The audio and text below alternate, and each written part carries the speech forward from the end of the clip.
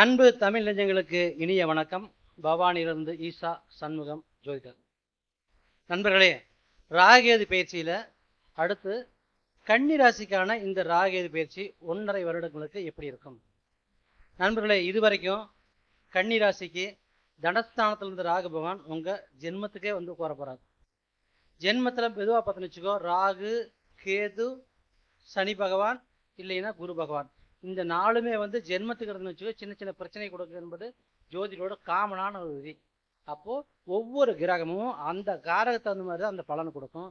அப்போ கன்னி ராசிக்கு உங்கள் ஜென்மத்தில் வரக்கூடிய கேது பகவான் என்ன பண்ணுவார் பார்த்தீங்கன்னா, உங்களுடைய சிந்தனை, உங்கள் செயல்பாடை மற்றவரால் கொஞ்சம் அப்படி கேதுனாவே கட் பண்ணக்கூடிய ஒரு கிரகம்னு சொல்லுவோம். அப்போது உங்களுடைய சிந்தனைகளை அருமையான ஒரு ஆலோசனை கொடுப்பீங்க. ஆனால் அந்த ஆலோசனையை உங்களுடைய அருகாமையினோடையோ உங்களுடைய பார்ட்னரோ இல்லை உங்களுடைய கூட்டாளிகளோ இல்லைப்பா வேணாம்ப்பா அது நல்லா இல்லைப்பா அப்படின்னு உங்களுடைய அதை வந்து நிகழ் பண்ணக்கூடிய ஒரு நிகழ்வுல நடக்கும். அப்போ உங்களுடைய அங்கே எடுபடாமல், உங்களுடைய சிந்தனைகள் எடுபடாமல், உங்கள் செயல் எடுபடாமல் இருக்கக்கூடிய ஒரு விஷயம் மட்டும் நடக்கும். ரைட். கன்னிராசி பூரா அப்படி தான் நடக்குமா? அப்படி இல்லைங்கய்யா, நிறைய நல்லது நடக்கக்கூடிய விஷயங்கள் இருக்கும். அப்போ என்ன நடக்கும்? குடும்ப உறுப்பினர்களுடைய குடும்பத்தினுடைய இருக்கக்கூடிய தன வருவாய் வந்து நல்லா அதிகமாகும். அப்போது குடும்பம் நல்லா இருந்தாவே அந்த குடும்ப சார்ந்திருக்க எல்லாமே நல்லா இருக்கக்கூடிய ஒரு அமைப்புங்கிறதுனால குடும்பத்தினுடைய வெற்றிகள், குடும்பத்தினுடைய ஒரு செல்வாக்கு என்பது நிச்சயம் இந்த கன்னிராசிக்கு இப்போ வரக்கூடிய இந்த ராகேது பேச நல்லா இருக்கும். அப்போது உங்களுடைய அந்த சிந்தனைகள், செயல்பாடுகளை மட்டும் தடை இருக்குமோ தவிர மற்றபடி நிறைய விஷயங்கள் நல்லா இருக்கும். அடுத்து இன்னொரு விஷயம், நல்ல விஷயம் சொன்னோம்னு வச்சுக்கோங்க, உங்களுடைய நீங்கள் ஒரு 40 வயசு 50 வயசு இருந்துச்சுக்கோ, உங்களுடைய திருமணம், குழந்தைங்களுடைய திருமணம் அப்படிங்கிற விஷயத்துக்கு இந்த டைம் வந்து ரொம்ப ரொம்ப சப்போர்ட்டாக இருக்கக்கூடிய, அவங்களுடைய வெற்றின்னு சொல்கிறோம் இல்லையா, அவங்க வேலை கிடைக்காம இருக்குது அப்படின்னு வச்சுங்க, உங்கள் குழந்தைங்களுக்கு உங்களுடைய ராசி பிரகாரம் வேலை கிடைக்கக்கூடிய ஒரு வாய்ப்பு இந்த டைம் ரொம்ப ரொம்ப பிரகாசமாக இருக்குது. ரைட். இந்த குழந்தைகளுக்கும் உடல் ஆரோக்கியத்தில் கொஞ்சம் நிச்சயம் வந்து கவனம் வேணும்.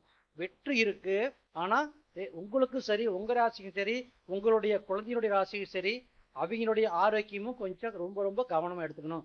அதுக்கு அடுத்தபடியாக பார்த்து வச்சுக்கோ, உங்கள் ராசிக்கு இருக்கக்கூடிய உங்களுடைய பிதிர்சாலம் சொல்லக்கூடிய அப்பா வகையில் ஒரு டாக்குமெண்ட் அப்படின்னு விஷயம் சொல்கிற ஒரு மாறுதல், அவங்களுடைய சொத்து டிரான்ஸ்ஃபர் சொல்கிறோம் இல்லையா, அப்போது உங்களுடைய பிதிர் வர்க்கத்தில் இருக்கக்கூடிய ஒரு சொத்து உங்களுக்கு பத்திரமாக மாறி வரக்கூடிய ஒரு அருமையான காலம் இந்த காலம்.